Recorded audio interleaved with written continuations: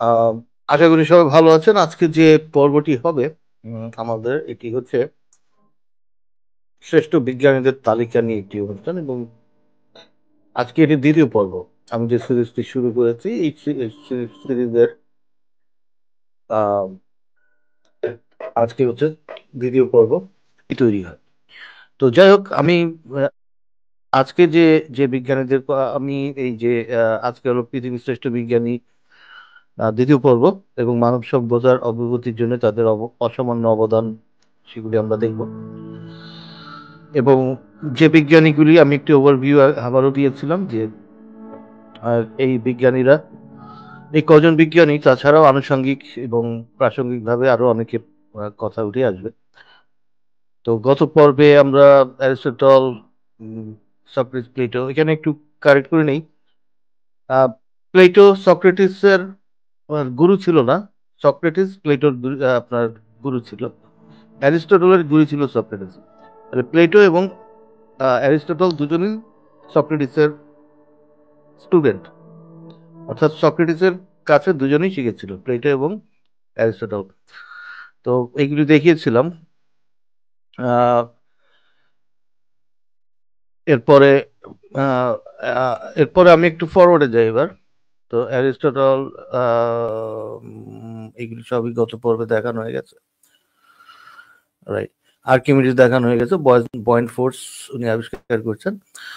আজকে যেটা দেখাবো, আজকে দেখাবো হচ্ছে নিকোলাস নিকোলাস কপারনিকাস, বা পোল্যান্ডের ভাষায় নিকোলাই কপারনিকাস। ওনার জন্ম হয়েছে পোল্যান্ডে 1473 থেকে, আহ, এবং মৃত্যু হয়েছে 1543 সালে। এবং নিকোলাই কপারনিকাস একাধারে একজন জ্যোতিষবিদ ছিলেন, ম্যাথামেটিশিয়ান ছিলেন, পলিটিশিয়ান ছিলেন।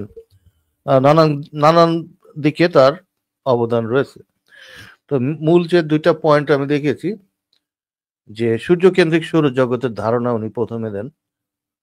আর উনি একটা বই লিখেন মৃত্যুর আগে, গ্রন্থটি নাম হচ্ছে ডি রেভলিউশনিবাস অরবিয়াম কোয়েলেস্টিয়াম। এই যে বইটি,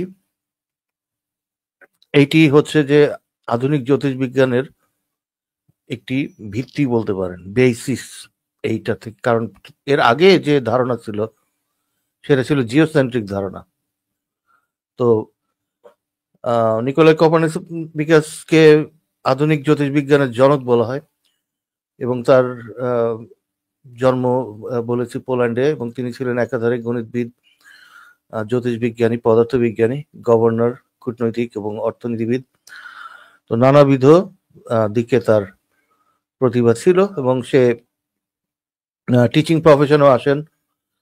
এরপর তাকে চার্চেরও ইয়েতে দেওয়া হয়, তাকে ওই সময় ভার আহ, তার তার উপরে থাকে, দায়িত্ব দেওয়া হয়। তার শিক্ষা ক্যাথেড্রালে বিশ্ববিদ্যালয়ে ভর্তি হন, পরবর্তীতে কারাকাও বিশ্ববিদ্যালয়ে ভর্তি হন। তো নিকোলাই কপারনিকাস খুব ছোটবেলায় তার বাবা মারা যায়।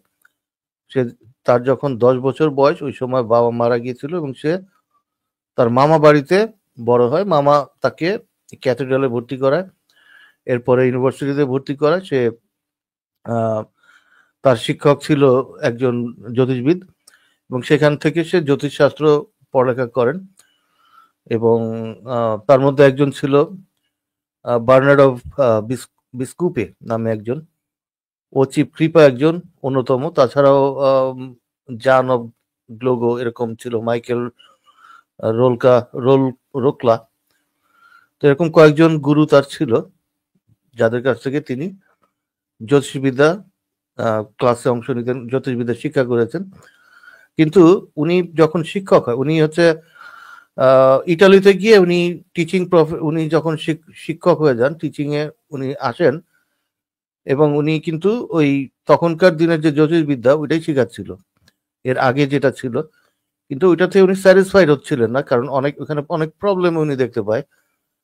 উনি খালি চোখে মহাকাশ দেখে যে যে সূর্যকে সূর্য যে পৃথিবীর চারিদিকে ঘুরছে এগুলি এর আগে ধারণাগুলি ছিল, যেমন এর আগে যিনি টলেমির যে ধারণা ছিল ওইটাই উনি পড়াচ্ছিলেন, যে টলেমি বলছিল যে সবকিছুই পৃথিবীকে কেন্দ্র করে ঘুরছে, চন্দ্র সূর্য সবই এবং গ্রহ নক্ষত্র সবই পৃথিবীর চারিদিকে ঘুরছে, পৃথিবী হলো সবকিছুর কেন্দ্র, এরকম ধারণা ছিল টলেমি এবং অ্যারিস্টটলও এই ধরনের সাপোর্ট করেছিল।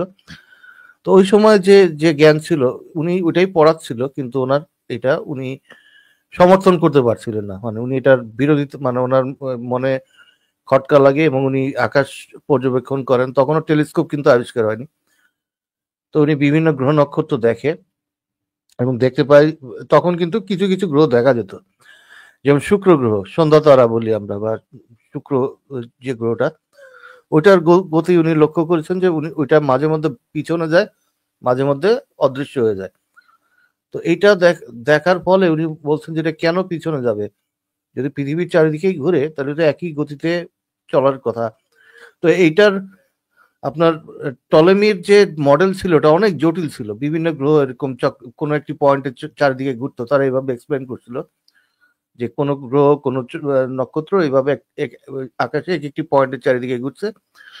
কিন্তু উনি দেখলেন যে এইগুলি সব সলভ হয়ে যায় যদি উনি সূর্যকে কেন্দ্র করে সব ঘুরছে এই কনসেপ্টটা আনলেই পরে সব প্রবলেম কিন্তু সলভ হয়ে যাচ্ছে, এটা উনি দেখতে পান। এবং পরবর্তীতে আপনার কেপলার, গ্যালিলিও, ব্রুনো এরা কিন্তু ওনাকে সাপোর্ট করে। তো গ্যালিলিও যখন টেলিস্কোপ আবিষ্কার করে আরো পরিষ্কারভাবে দেখা যায়,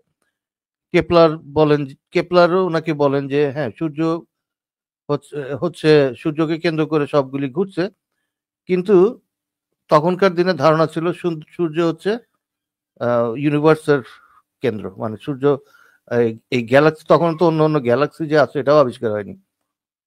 তো ধারণা করা হচ্ছে সূর্যই হচ্ছে সমস্ত কিছুর কেন্দ্র। কিন্তু এটি আবার তখন যে চার্চ অর্থাৎ যে ইয়ে ছিল উপাসনাগারে, বাইবেল টাইবেল এগুলির এগেনস্টে যাচ্ছিল, যার কারণে ব্রুনোকে হত্যা করা হয়, গ্যালিলিওকে গৃহবন্দী করে রাখা হয়, তাদেরকে প্রচার করতে দেওয়া হয় না। তো তারা কিন্তু সবাই এইটাই সমর্থন করছিল যে পৃথিবীকে নয়, সূর্যকে কেন্দ্র করেই সবগুলি ঘুরছে। তো এর পরবর্তীতে আমি একটা ভিডিও দেখাই, ভিডিওটা দেখেন তাহলে আপনাদের ক্লিয়ার হবে জিনিসটা। Professor Dave again. Let's rethink the solar system. He knows a lot about the science stuff. Professor Dave explains. When we left off with Aristarchus, he had correctly proposed that the sun is the center of the solar system rather than the Earth. But he was way ahead of his time, and the geocentric model remained in place for centuries. This model was perfected by Ptolemy in 2nd century Egypt. He improved on pre-existing models by finding a way to explain elusive phenomena like the retrograde motion of the planets. This was when a planet would seem to turn around and go back the other way in the sky for a few days before resuming normal motion. Now we understand very well that this happens because the Earth is passing the planet in its orbit and will thus appear to move backwards. But back then, with the geocentric model, it needed some serious explaining. He proposed that planets move on epicycles, which are smaller circles that themselves move around the larger circle that is the planet's orbit. And this model was able to predict the motion of the planets with reasonable accuracy. But it wasn't perfect, so it was tinkered with, making things more complicated, requiring a different formula for each planet. This went on for centuries until the 1500s, when it just no longer made sense.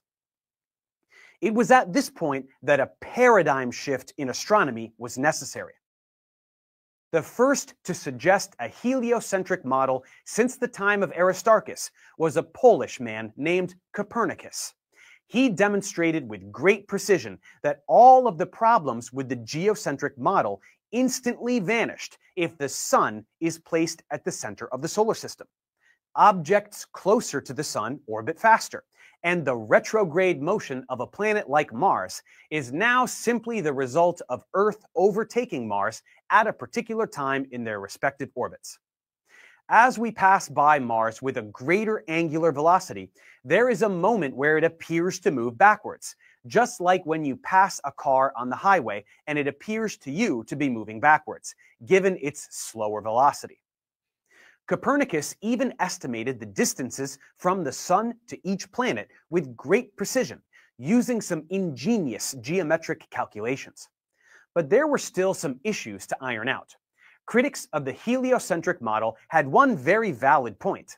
If the Earth goes around the Sun, the apparent position of the stars should shift. It would be several hundred years before we had telescopes powerful enough to see it, but this shift does indeed occur. It is just incredibly small because of the staggering distances to the stars. We use this slight shift today to measure the distance to certain objects in space. To understand why this works, hold a finger in front of your eyes. Then alternately open and close one eye at a time. Your finger will shift left and right depending on which eye is looking at it, because your line of sight is originating from a different location. Keep doing this as you move your finger away from your face. The shift in location becomes less pronounced with greater distance. If you try this with an object across the room, it already starts to be relatively negligible. Now imagine that the Earth being on one side of the Sun is your right eye, and the Earth being on the other side of the Sun is your left eye. A distant star will change its position in the sky, just like your finger, but the star is so far away that we need mechanically precise machines to measure the apparent shift. But we do have these machines in the form of modern telescopes, and because we know the distance from the Earth to the Sun, which is 1 astronomical unit, or about 150 million kilometers, if we then measure this apparent shift, we can cut it in half to get what we call the star's parallax. Then we make a right triangle with the Earth, the Sun, and the star, and simply use trigonometry to find the distance to that star. If you need to, check out my trigonometry tutorials for loads of information regarding triangles and angles. Parallax, among many other phenomena, strongly corroborates the heliocentric model, such that there has been no doubt in its validity in the past few hundred years. The Copernican revolution had a tremendous impact on human culture. The notion that the Earth goes around the Sun rather than the other way around is a fairly innocent claim to a scientist. One model fits the data much better than the other, and that's all there is to it. But the philosophical ramifications of this shift cut very deep. If the Earth goes around the Sun, the Earth is not the center of the universe. Other astronomers, like Giordano Bruno, reasoned that if the Sun is the center of this system of planets, and all the countless stars in the night sky are suns just like ours, possibly with their own planets, and perhaps even living creatures, then mankind is no longer the pinnacle of creation. The Catholic Church, very much in political power at the time, saw this way of thinking as a threat to its supremacy. As a result, Bruno was tried for heresy and burned at the stake. It seems that mankind was not quite ready to be dethroned from its status as তাহলে এখানে যে জিনিসটা important দেখেন, Bruno যেটা suggest করছিল যে সূর্যের মতো তাহলে আরো অনেক নক্ষত্র আছে রাতের আকাশে এবং আরো অনেক প্ল্যানেট আছে এবং সেখানে অন্য গ্রহের মানুষও থাকা সম্ভব। এটা বলাতে মানুষ আর এখন ওই মানুষ সুপ্রিম বিইং আর থাকছে না, তাই না? মানুষের জন্য সব সৃষ্টি, পৃথিবীকে কেন্দ্র করে সব ঘরে, এই আইডিয়াগুলি ভুল প্রমাণিত হচ্ছে। তখন তাকে চার্চের লোকেরা হত্যা করে। তো এখন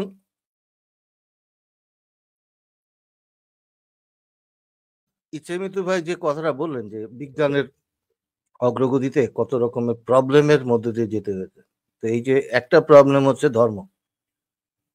ধর্ম তাদের বইতে যা লেখা আছে তার বিপক্ষে গেলেই তাদেরকে হত্যা করত, যে তাদের ধর্মগ্রন্থ মিথ্যা হয়ে গেছে। এই কারণে ব্রুনোকে হত্যা করা হয়। তো এরপরে জিওমেট্রি দিয়ে আমরা কিন্তু এই ওই সময়ে তারা অঙ্ক করে বিভিন্ন প্ল্যানেটের দূরত্ব বের করতে পারতো ট্রিগোনোমেট্রির সাহায্যে, সিম্পল ট্রিগোনোমেট্রি। তারা খুব মানে একদমই অ্যাকিউরেট প্রিসাইসলি হতো না, বাট কাছাকাছি যেতে পারতো ট্রিগোনোমেট্রি এবং জিওমেট্রি ব্যবহার করে, যেটা এখনো করা হচ্ছে। কিন্তু এখন আরো আমাদের কাছে যেহেতু ইনস্ট্রুমেন্টগুলি আরো অ্যাকিউরেট, আমরা সেই একই পদ্ধতি ব্যবহার করি কিন্তু বের করতে পারি অন্য, যেমন রেড শিফট, এরপর একটি প্ল্যানেটের দূরত্ব, একটি নক্ষত্রের দূরত্ব আমরা এভাবে বের করতে পারি। সেই জিনিসগুলো ওই আমলে তারা করেছিল। তো এর পরের সপ্তাহে আমরা গ্যালিলিওকে দেখাবো। গ্যালিলিও টেলিস্কোপ আবিষ্কার করার পর জ্যোতিষশাস্ত্র আরো কতখানি এগিয়ে গেছিল, জ্যোতির্বিজ্ঞান, এবং উনি আরো ক্লিয়ারলি কিছু কিছু গ্রহ যেমন শনি এবং বৃহস্পতি বলয়গুলি দেখতে পেয়েছিলেন, উপগ্রহগুলি দেখতে পেয়েছিলেন। তাহলে এটি আগামী সপ্তাহে দেখাচ্ছি।